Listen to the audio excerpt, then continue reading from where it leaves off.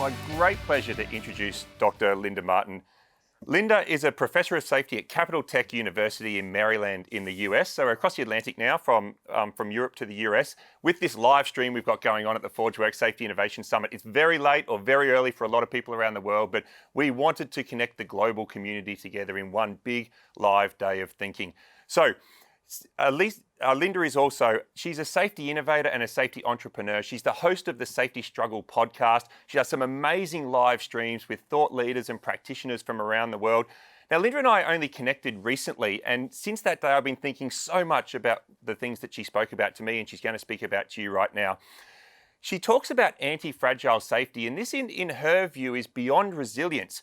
So rather than waiting for surprise and waiting for problems and then testing our capacity to adapt and to respond to those things, she thinks, how about we go looking for it? How about we challenge our systems and our people? How about we find the stresses, and how about we improve before we're challenged? She self-proclaims herself on her LinkedIn profile as, "I am the fire that wishes for the wind." So welcome, Dr. Linda Martin. I'm so looking forward to what you've got to talk to us about today. Thank you, David. I hope I can live up to that introduction, and to also the other people on the panel, Dr. Fred Sherratt and John Green.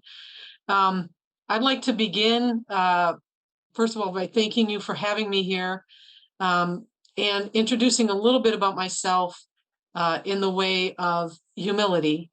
I'm going to be a little bit soothing while still being countercurrent to some current thought. I want everybody to know that I don't know everything, and I'm fully aware of this. I may be wrong, and if so, Fred Sherratt will point it out in the discussion after my session. If anything I say, in anything that I say, I'm not discounting current theories based on sound facts and research. Similarly, I'm not discounting those ideas that are not founded in research that people currently cling to in the safety world. All ideas have weight, and it just depends on the weight that you put on things. And as my grandmother told me when I was little, you never put all your eggs in one basket. So be discerning, question those things that you cling to, and look for the recipe for your own organization. So when I talk about my idea of anti-fragile safety, don't cling to this as you've clinged to other things, but just take it in and decide for yourself. The last thing that I want to say is something that I say on my podcast, and that is that everybody matters in this profession. And so if you're here listening, whether you're a PhD in safety or you're somebody with just a lot of experience or even a little experience, you matter and your ideas matter. So here I go. I am anti-fragile. I am the fire that wishes for the wind. So what is anti-fragile safety? It's not resilience, and it's not robustness. These terms come with weakness ingrained in their very definitions. Resilience is the capacity to recover quickly from difficulties or toughness, or the ability of a substance or object to spring back into shape or elasticity. Robustness is the ability to withstand or overcome adverse conditions or rigorous testing. The term resilience has been used with the meaning of rebounding, and also has been used to signify the ability to recover from adversity and stressors. The concept of anti-fragility, and specifically anti-fragile safety, relies on the tenet that resilience is not enough, as David said earlier. In our modern world, technological use and advancement is making things a lot more unpredictable. As a result of this unpredictable work climate, regeneration of the system needs to be done continually by using and exploring potential random events, unpredictable shocks, stressors, and volatility as a way to create not a fragile organization, one that breaks when stressors are applied, not a resilient organization, one that bends and recovers when stressors are applied, but an anti-fragile organization that not only grows stronger when stressors are applied, but learns despite those stressors. So how do we do this?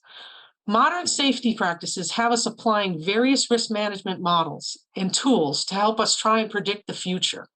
That is, what is the most likely event, which is the most severe, etc. You know, that nice little decision tree model or risk box that has the pretty colors, the red, green, and yellow.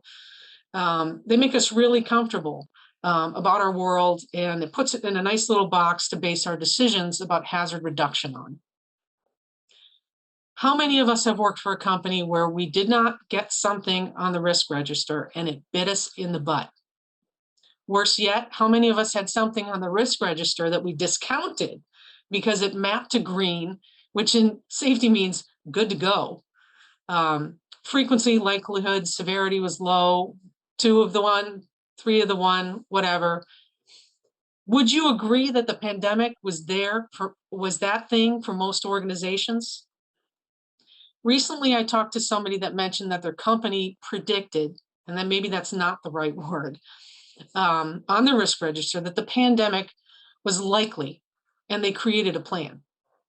This plan was on the shelf, ready to go when the pandemic happened. My question to this person was this: how long did that plan sit on that shelf before the pandemic happened and then it was revisited? The company, by the way, had many subject matter experts in the infectious disease and industrial hygiene realm. Humor me, but many of us had inklings that the pandemic was coming in December of 2019.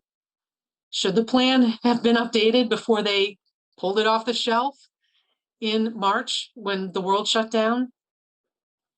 Should plans on business continuity been changed, supply chains and manufacturing capabilities and operations examined and updated? Were the plans made a year ago and put on a shelf enough? Better than some, but the outcome could have been beyond resilience and into the realm of anti-fragile. A quick flip instead of a resilient inflection and rebound lasting weeks, if not months. In a community of practitioners where we frequently comment how we focus on leading indicators, things such as safety training, audits, employee perceptions, surveys, culture, identification of hazards before they cause injury, either through their review of near misses or other things, leading indicators are focused on future safety performance and continuous improvement. These measures are proactive in nature and report what employees are doing or the robustness of the system on a regular basis to prevent injuries. How many times have we heard someone say that improving the culture will cure everything? Did anybody in the audience work with people? I'm sure you do. We all do, right? All of us hopefully know intuitively that safety is messy and culture is messy. Even people are messy. And it's far easier to say, change the future, change the culture from the top down and systemically throughout the company to achieve this flying unicorn of a feat. I say that having skin in the game, which is part of anti-fragile safety, literally skin in the game when it comes to being safe, that you can't get injured or ill or die is a motivator that many executives don't have. So changing the culture, except where work teams all have the same skin in the game, is a losing proposition. Now, my detractors will say the executives do have skin in the game. It is financial or the ability to bid jobs, lost business, or whatever. But what saves lives is not that kind of skin in the game. It's real people looking out and making sure that the shield of preparation covers them from harm, bodily harm. So before you discount this idea of anti-fragility and jumping outside of the risk tools that have become so comfortable and the risk registers and start to build your own linked shields of safety, call me crazy or what have you, let me talk to you a little bit about a few more things. Ideological possession is a thing in safety. Are you a BBS guy or gal? Do you cling to HOP as your true love? What about psychological safety? Is this what gets you to sleep at night? What about zero harm? Is that your jam? For years, the safety profession and organizations have clung to the next best thing. Whoever makes the best case, shouts the loudest, gets their thoughts into the curriculum, that is the one that is liked and followed religiously by the in crowd until the next best thing comes along. This kind of ideological possession reminds me of a passage out of a short novel, Illusions by Richard Bach. A bunch of creatures cling to the rocks in the river. The river, let us say that this is life, or maybe even call it daily work or a river of ideas, rushes over them and around them. Finally, one of the creatures lets go, can't stand it anymore, and lets go, doesn't cling to the rock, and the others ridicule this creature for being foolish. And during the journey downriver, the creature is bashed and bruised by its journey to something new. But at some point it lands and it finds a new group of creatures clinging to different rocks. The creatures downstream to whom he was a stranger cried, "See, it's a miracle, a creature like us, and he brings new ideas. He must be the Messiah." I challenge you to let go of those ideological possessions that you have and let yourself fall downriver and cling to new ideas while continuously letting go and finding these things to build your practice. By grasping the mechanisms of anti-fragility, we can build a systemic and broad guide to non-predictive decision-making under uncertainty in safety. Anywhere the unknown preponderates, any situation where there is randomness, unpredictability, opacity, and incomplete understanding of things. Remember, I said safety is messy, and people are messy. Sorry, guys and gals, even systems are messy. Because even if you think you have a closed system, there's more outside the closed system that contributed to what's inside your well-protected microcosm or system. Humor me. It's far easier to figure out if something is fragile than to predict the occurrence of an event that might harm it. Fragility can be measured. Resilience can be measured. Full scope of risk is not measurable, but you can come close. Calculating the risks of consequential rare events and predicting their occurrence is not possible, but that should not preclude you from preparing for them. So in summary, I would like to propose a few rules for you moving forward from fragile through resilience and robustness and toward anti-fragile safety to reduce overall fragility within the safety system and thereby harness safety and anti-fragility. And we can almost always detect anti-fragility and fragility using a simple test of asymmetry. Anything that has more upside than downside from random events or certain shocks is anti-fragile. The reverse is fragile. Number one, stop ideological possession. BBS versus HOP, psychological safety, engagement, culture building. Whatever it is that you are a disciple of at the moment, waiting for the next silver bullet of a safety idea. Why can't we have it all? Why does it have to be one philosophy or ideology or the other? Can't it just depend on the circumstances? Yeah, this is hard work to be challenged in finding the right mix. If you are looking for an easy job, this is not it. You must think, and you cannot do it by clinging to somebody else's idea and expect it to be 100% effective all the time.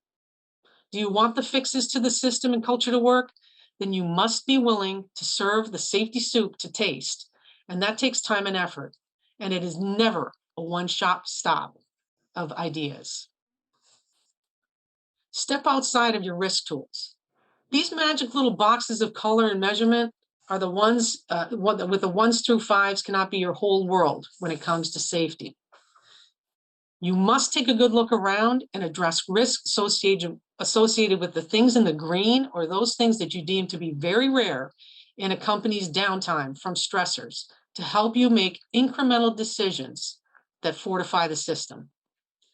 To the best of your ability, you must work on these things that will strengthen your systems the most to move from resilient to anti-fragile.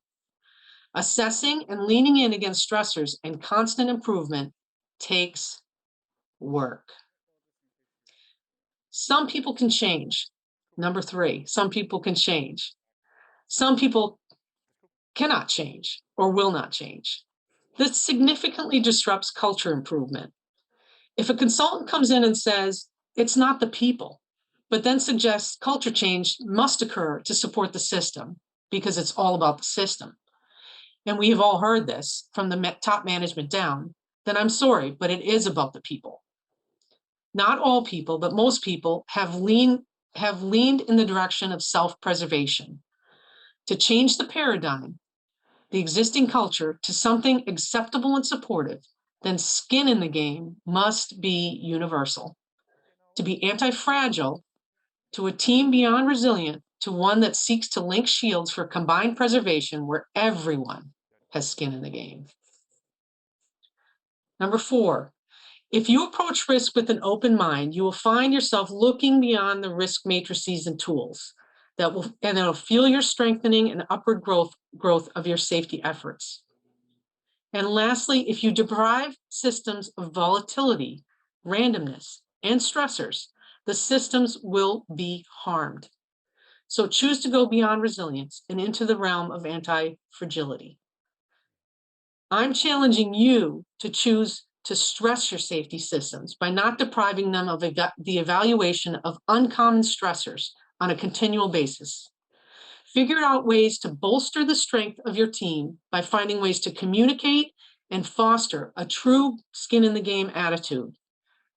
Consider the dragon that lives nearby in your calculations, even though you seldom see it come out of its cave.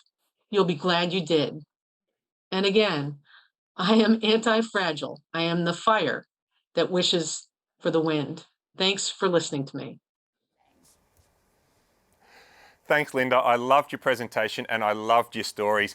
And I think your insights there about why can't we have it all is like, if you're a hammer, then everything looks like a nail.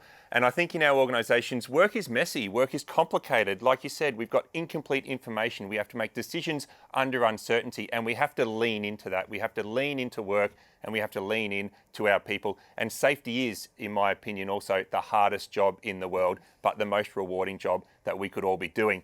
So we're going to have a panel soon, but before we do that, I'd love to throw up to Brisbane and get Sydney's thoughts on Linda's presentation about anti-fragile safety and why, forests need bushfires to regenerate, and so our organisations need stress and challenge to get better. Thank you, David. Thank you, Linda. I think the use of the word complicated, obviously, David, we have to talk about because it's complex, not complicated. It's a key difference. You silly man. I thought you'd figured that out by now. But otherwise, I have failed teaching you during the PhD. I shall go back and revise my methods. Linda, thank you. I fully embrace the notion of why can't we have it all. I think one of the silliest things that we can do is to lock ourselves into solution pathways. And we do that in a variety of ways. We sloganize them, right? So commitment to zero. Now everybody has to be a zero. If you're not a zero, you're not a believer. If you're not a believer, you're a heretic. If you're a heretic, you can't be part of the club, right? And so we lock it in that way, and sort of this social cultural compulsion that we wrap this into. We lock it into a body of knowledge. We now have a body of knowledge of health and safety science. Really? And so a body of so again, that might be locking it in and not moving ourselves or not giving us the ability to adapt. We lock it into bureaucratic structures and institutional arrangements. In ways in which we believe that work needs to be done because it's written down this way. And it's actually shooting ourselves so incredibly in the foot. We lock this in by saying we are going to trademark certain things. Let's trademark safety differently. Let's trademark zero. Let's trademark mission impossible, whatever, right? And so we try to own these spaces and then lock them in, whereas, as Ashby, of course, has always told us, and I think your presentation reminds us of this, if you want to be able to respond to a highly variable, complex world, then you need one thing: variability. Otherwise, you will never be able to meet that complexity. And so to be constantly ready to meet the adaptive capacity that we actually have to put on display to deal with complexity is something that we can inspire ourselves to do. I might come back to that at the end of the day. So Dave, Linda, thank you very much for inspiring those thoughts. Thank you. Linda, you have blown my mind. Honestly, I feel really validated after your presentation. Just a recognition for us as safety professionals that this is really hard, that it's challenging, that it's messy. I love what you said in your presentation. So I have to go back now and listen to it at least 2 more times and pull out all those really good, key, wonderful points that you've made. I really took away, obviously just that recognition that it is really hard. We really need to stop and think about how we're applying this inside our organisations. So what I'm going to do is take away all of those challenges that you've thrown up. I'm going to take them away and really reflect on them and consider them and put them into practice inside my organisation. So thank you so much, Linda. It's wonderful to meet you and to hear your presentation. And I look forward to listening to this at least a couple times more. So thank you. Over to you, Dave. Thanks, Linda. Look, we just have one question before we get onto the panel. It's from Mark in Queensland in Australia, and just asking if you could give him and give the whole audience just maybe 1 or 2 small practical ideas about how people could get started with anti-fragile in their organisation. Maybe the communication of it, or maybe some early practical steps. What would you advise, Mark? So, one of the tenets of that I mentioned in my presentation of being anti-fragile is you're looking for things outside of what you normally would look for. So in the example that I gave with the pandemic and this company, they were looking at their risk register, and things got on their risk register. But because it was unlikely, improbable, even though it might have been severe, they didn't update that risk register when they knew that they had new information. And so one of the things that I would encourage people to do is to, when they're reviewing their risk registers or they're using their risk tools, is to look at those things in light of what the team knows could change their minds, bump those things up on the register.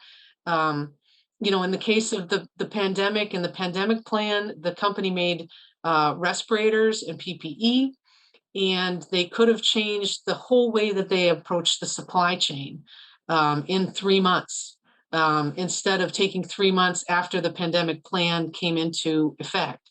So be looking beyond the boxes that we have become comfortable with, and look for things outside of the norm that could be catastrophic to your business. Thanks, Linda.